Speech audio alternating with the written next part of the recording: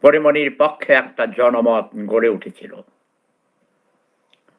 এটাও আমি দাবি করব না যে আমি এককভাবে পরিমণির পক্ষে লড়াই করেছি।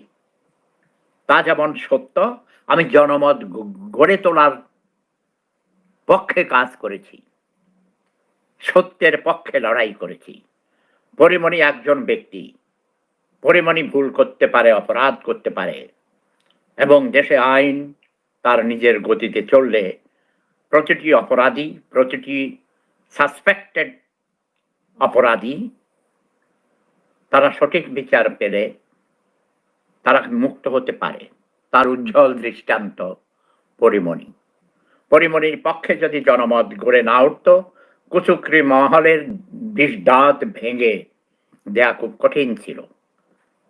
অনেক বড় উঁচু উঁচু অনেক চওড়া দেয়ালের ভিতরে পরিমণিকে ঢুকানো হয়েছিল। ওই জেলখানার কথা বলিনি। আমাদের সমাজে, আমাদের ঘুণে ধরা সমাজ ব্যবস্থা এর জন্য দায়ী। পরিমণি